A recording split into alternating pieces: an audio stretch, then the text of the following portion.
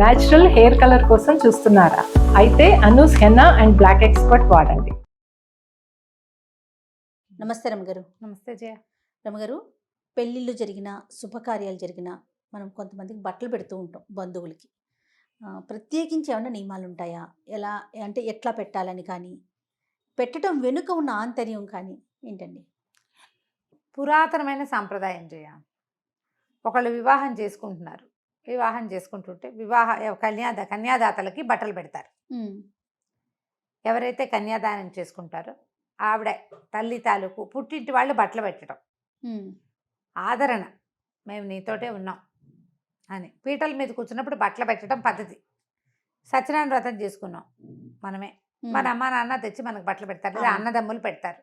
మన cousin brothers వాళ్ళ అమ్మ నాన్న లేరు కదా అని పిన్నిలో బాబాయిలో ఎవరో ఒకళ్ళు పీటల మీద కూర్చున్నప్పుడు దంపతులకి బట్టలు పెట్టడం అనేది ఒక చాలా పాత సాంప్రదాయం. ఇది బహుశా ఎలా మొదలై ఉండొచ్చు అంటే, ఈ కన్యాదాతలకు వస్త్రాలు ఇవ్వటం అవన్నీ పురాతన కాలంలో ఇన్ని బట్టలు ఈ కొనుక్కోవటము ఈ గోల ఉండేది కాదు, తక్కువ ఉండేది. బట్టలు పెట్టడానికి ఒక వస్త్రాలు పెరగటం కోసం ఒక పద్ధతిగా మొదలు పెట్టించి ఉండుండొచ్చు బహుశా. వాళ్ళ ఇంట్లో ఫంక్షన్ చేసుకుంటున్నారు, పెళ్ళి బోళ్ళంత ఖర్చు పెడతారు, సొంతాన్ని బట్టలు కొనుక్కోరు, పెళ్ళి హైరాన్గా ఉంటుంది. వాళ్ళకి కొత్త బట్టలు కొనిపెట్టడం, పుట్టింటి వాళ్ళు పెట్టడం, అది కూడా మేము పెట్టాము అని ఇలా అందరూ పెట్టాలని తెలియజేయటం కోసం మొదలుపెట్టి ఉండొచ్చు అనిపిస్తుంది. పురాణాల్లో ఉందా అంటావు వెంటనే నువ్వు. ఎక్కడా పురాణాల్లో వస్త్రాలు పెట్టినట్టుగా కథల్లో ఎక్కడా కనపడదు. ఆడపిల్లలకి పెట్టడం అని కానీ అసలు ఎక్కడా లేదు. లేదు, పిలవకుండా వెళ్ళకూడదు లాంటివే వింటుంటాం. సతీదేవి పిలవందే వెళ్ళిందని తప్ప ఈ బట్టలు పెట్టడం అనే సంప్రదాయం ఉన్నట్టే కనపడదు. ఇదివరకటి రోజుల్లో పెళ్ళి ఇవన్నీ కూడా ఒక బార్టర్ సిస్టమ్ ప్రకారం నడిచేవి. ఇప్పుడు మన ఇంట్లో పెళ్ళి కష్టపడి కూర్చుకుంటాం, మన చుట్టాలు పక్కలంతా తల ఒక 100, 200, 10, 20 రాయించేవాళ్ళు. ఈడేతలు ఉంటుంది, మా సత్యవతి వాళ్ళ ఊళ్ళో బాగా నడుస్తాయి. ఈడేతలు అంటారు. ఈడేతలని వేస్తారు. వేసాక వాళ్ళ అమ్మాయి పెళ్ళి వచ్చింది అనుకో, మనం అట్లాగే ఇప్పుడు వాళ్ళు వేయేసారు మనకి, మనం వాళ్ళు వేసిందే మనం వేయకూడదు. రోజులు గడిచే 2-3 ఏళ్ళు ఇంకో 200 ఇంకో 500 మన శక్తి అనుసారం పెంచాలి. గిఫ్ట్ ఇవ్వటం గారు, గిఫ్ట్లు అంతే. ఇప్పుడు ఏంటంటే మన ఖర్చులకి సరిపడా వాళ్ళ ఇంటి నుంచి మనకు డబ్బు వస్తుంది, అందరిళ్ళ నుంచి. వాళ్ళ ఇంట్లో పెళ్ళప్పుడు అందరితో పాటు మనం కూడా వాళ్ళకి వేస్తాం. సూపర్. అట్లా పిల్లలు పెద్దవాళ్ళు అయినప్పుడు వాళ్ళకి కావాల్సిన వస్తువులు అవి అమర్చడానికి పింతలు వాళ్ళు వీళ్ళు చుట్టుపక్కల అందరూ కలిసి తలా ఒక చెయ్యి వేయటం అనేది ఒక పద్ధతి. గిఫ్ట్లు రాసుకోవటం ఉంటుందా? ఎందుకు రాసుకుంటారు? మళ్ళీ మనం ఇచ్చేటప్పుడు వాళ్ళు గుర్తుండాలి, ఏమి ఇచ్చారో చూసుకుని ఇవ్వడం కోసం. వాళ్ళతో ఇప్పుడు అలా ఆ పద్ధతి కొంత తగ్గిపోయింది, ఇప్పుడు తగ్గింది, కానీ పల్లెటూళ్ళల్లో కనిపిస్తుంది. అప్పుడు ఏం చేసేవాళ్ళు అంటే మేనమామలు, తర్వాత బాబాయిలు అందరూ కన్యాదానం చేసుకుంటున్నారు, వీళ్ళకి బట్టలు పెట్టాలని పెడితే మళ్ళీ మన బాబాయ్ మాకు బట్టలు పెట్టాడు, బాబాయ్ ఇక శుభకార్యం చేసుకున్నాడు, మనం కూడా పెట్టాలి, మనం కూడా పెట్టుకెళ్ళి పెడతాం. జనరల్గా ఇలా జరుగుతాయి. ఇప్పుడు మన ఇంట్లో పెళ్ళైతే మనం మన వాళ్ళందరికీ బట్టలు పెట్టుకుంటున్నాం. ఇది ఎట్లా వచ్చింది? మనకు శక్తి కలిగి ఉండి అందరికీ బట్టలు పెట్టి ఆదరించడం, మీరు మీ వల్ల మా అమ్మాయి పెళ్ళి సుసంపన్నం అయ్యింది అని ప్రేమ, మన ఆపేక్షని తెలియజేయటం కోసం బట్టలు పెట్టడం అంతే. ఇది సందర్భం. సాధారణంగా గృహప్రవేశాలు, పెళ్ళిళ్ళు, సత్యనారాయణ వ్రతాలు, ఈ 3 సార్లు పీటల మీద కూర్చున్నప్పుడు పీటల మీద కూర్చున్న వాళ్ళకి బట్టలు పెట్టడం, ఫంక్షన్ చేసుకునే వాళ్ళు తమ వాళ్ళకి బట్టలు పెట్టుకోవటం. ఇది కాకుండా ఆడపిల్లలకి బట్టలు పెట్టడం, ఆడపిల్లలకి అల్లుళ్ళకి పండక్కి పిలిచి అల్లుడికి కూతురికి బట్టలు పెట్టడం, పిల్ల కడుపుతో ఉంది సీమంతానికి చీర పెట్టడం, దొంగచలివిడి పెట్టడం అంటారు. 3వ నెలలో ఎవరికి తెలియకుండా తల్లి పిల్లనే ఉంటారు, చలివిడి పెడతారు, కొత్త చీర కట్టిస్తారు, కొత్త బట్ట కట్టించడం. మన ఇంటికి వచ్చి వాళ్ళు చక్కగా అన్నం తిని పండుగలకు కూడా బట్టలు పెట్టడం. పండగకు వచ్చారు మన ఇంటికి, కొత్త బట్టలు కట్టుకుని సంతోషంగా వెళ్ళడం. కొత్త బట్ట కట్టుకుంటే సంతోషం రాదు, అవును కదా? ఆ సంతోష పెట్టడం అనే పాయింట్ కోసం ఇది మొదలు పెట్టుకునేవారు. ఓకే. ఇంకా ఉన్నాయి సందర్భాలు. పండగలు కాకుండా ఇప్పుడు పుట్టినరోజులు కొని పెడతాము, అన్నిటికీ గిఫ్ట్లు. మన ఇంటికి ఎవరైనా వచ్చి 10 రోజులు ఉన్నారు, వెళ్ళేటప్పుడు బట్టలు పెట్టి పంపించడం. ఆడపడుచులకి, మన మేనత్తలకు బట్టలు పెట్టడం మనకు కూడా తెలుసు, అవును.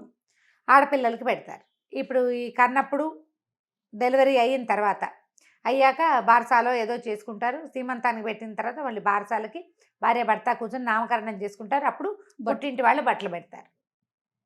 ఇది వరకటి రోజుల్లో ఆడపిల్లలకి ఆస్తులు ఇచ్చేవాళ్ళు కాదు జయ. ఉమ్, ఏమీ లేదు, పిల్లకి పెళ్లి చేస్తే పిల్ల ఈడపిల్ల కాదు ఆడపిల్ల, అందుకే కదా ఆడపిల్ల పేరు. ఉమ్, ఆడది, ఆడదాయి, ఉమ్, పేర్లు అవే కదా. ఈ ఆడపిల్ల పేరు అదే, అందుకే వచ్చింది ఆడ మనిషి. అక్కడ మనిషి ఇక్కడది కాదు. ఈ పిల్లని 8 ఏట 9 ఏట 10 ఏట పెళ్లి ఆ, చేసేవాళ్ళు.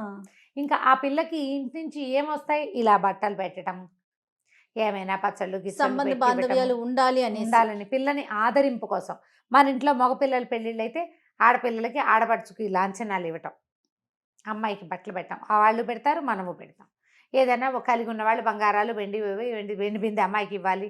ఆ, అన్నయ్య పెళ్ళికి ఇచ్చిన పానక బిందె అమ్మాయికి ఇవ్వటం, ఆడపిల్లలకి ఇవ్వటం. అన్నయ్య ఒక ఇల్లు కట్టుకుంటే ఆ గృహప్రవేశం చేస్తే ఆ గిన్నె, ఆ పాయసం ఉండిన గిన్నె ఆడపిల్లకి వెళ్తుంది, ఆ మంచినీళ్ళ బిందె ఆడపిల్లకి వెళ్తుంది. అమ్మాయిల్ని మనతో పాటు ఉంచుకోవటం కోసం ఈ పందాలు, వాళ్ళని సంతోషపెట్టాలి ఇక్కడ పుట్టిన పిల్లల్ని. వాళ్ళు మా నిదాన్ని బడి ఏడుస్తూ వీళ్ళంతా హాయిగా ఉన్నారు, నన్ను ఇక్కడ ఎక్కడో పెళ్లి చేశారు, నాకేమీ లేదు ఆ ఇంట్లో అని బాధపడకుండా. వాళ్ళు ఫీల్ అవ్వకుండా ఉండటం కోసం మనకి కలిగింది వాళ్ళకు కూడా కొంత పెడుతూ ఉండటం. క్రమంగా దాన్ని ఏం చేశారు, భగిని హస్త భోజనాలు లాంటి పండుగలు కూడా ఆ, వచ్చినాయి. అవును. మళ్ళీ ఆడపిల్లల్ని పిలవడం ప్రత్యేకంగా. ఏడాది లోపల మళ్ళీ పురిటి మంచం చూడాలని ఒకసారి తీసుకొచ్చి పసుపు కుంకం సారే అవి పెట్టి పంపిస్తారు. సందర్భానుసారంగా వాళ్ళ పిల్ల పెద్దదైంది, పెద్దదైన పిల్లకి ఏమైనా పట్టుకెళ్ళి ఇవ్వటం. ఉమ్, ఇలా బట్టలు పెట్టే సాంప్రదాయాలు మనకి ముందు కాలం నుంచి వచ్చినాయి. ఇది ఆదరణ, మన ప్రేమని తెలియజేయటము, వాళ్ళని సంతోష పెట్టడం. అంతే. ఇది కాకుండా ఇంకొక సందర్భంలో బట్టలు పెడతారు. ఇది ఇప్పుడు అన్ని సంతోషాలు కదా. అవునవును. మరణించినప్పుడు అవును. మా ఒక కమ్యూనిటీలో అనుకుందాం, మా అనడానికి వీల్లేదు, ఒక్కో కమ్యూనిటీలో ఒక్కో రకంగా చేస్తారు. ఈ 12 రోజులు కర్మలు చేసే చోట అయితే 12వ రోజున ఆదరింపు బట్టలు పెడతారు. మేనమామలే పెడతారు, మామగారులు మేనమామలు పెడతారు సాధారణంగా. ఉమ్, ఆడపిల్ల పుట్టింటి వాళ్ళు అల్లుళ్ళకి బట్టలు పెడతారు, లేదా మేనమామలు, ఆ తల్లి పుట్టింటి వాళ్ళు. తర్వాత మళ్ళీ ఏడాది లోపల ఒకసారి ఎక్కడికి తీసుకెళ్ళి నిద్ర చేయించి తీపి ఏదన్నా చేసి పెట్టి, అవును, నాయన ఈ కష్టం మర్చిపో, మళ్ళీ మేమంతా ఉన్నాం నీకు అని అతన్ని ఆదరించి, ఆ మనిషిని, అబ్బాయి ఎవరినో అతనికి మా బట్టలు పెట్టడం. మళ్ళీ తర్వాత సంవత్సరికాలు చేస్తారు. సంవత్సరికం అయిన తర్వాత కూడా మళ్ళీ మేనల్లుళ్ళకి బట్టలు పెడతారు, భార్యాభర్తలకు. ఇందులో వియ్యంకులకు పెట్టే ఉంటాయి. ఇవన్నీ మన మర్యాదని తెలియజేయటం. బట్టలు పెట్టడం అంటే మన మర్యాదని తెలియజేయటం. దీనికి ప్రధానమైన పద్ధతులు ఏంటంటే ప్రోటోకాల్ పాటించాలి. ఒక ఆవిడ భార్యాభర్త పీటల మీద కూర్చున్నారు, ఆ అమ్మాయి పుట్టింటి వాళ్ళు పుట్టింటి వాళ్ళ బట్టలు అని పిలుస్తుంటారు మనకి. బ్రహ్మగారు ఎవరుంటే ఆయన, పురోహితులు ఉంటారు కదా, పుట్టింటి వాళ్ళ బట్టలు అంటే మొట్టమొదట పుట్టింటి వారు పెట్టాలి. ఆ తర్వాత ఇంకెవరు పెట్టినా పర్వాలేదు. ఆ పుట్టింటి వాళ్ళ బట్టలు వీళ్ళే తెచ్చుకున్నారు, ఎవరు రాలేదు. అన్నయ్య పేరుతో నాన్న పేరుతో కొన్న బట్టలు ముందు పెట్టించుకుంటాం. అమ్మమ్మలు తెచ్చిన చీర కట్టాలి, పిల్లలు పెద్దవాళ్ళు అయితే అమ్మమ్మ మేనమావ తెచ్చిన ఓణి వేయాలి, అవన్నీ ఉంటాయి కదా. అవును. అవన్నీ ఏంటంటే కాలక్రమంగా ఈ పద్ధతులు మనం ఏర్పరచుకున్నవి. ఒక్కో ఊళ్ళో ఒక్కో విధానం ఉంటుంది. మాకు ఓణీలు వేసే విధానాలే లేవు.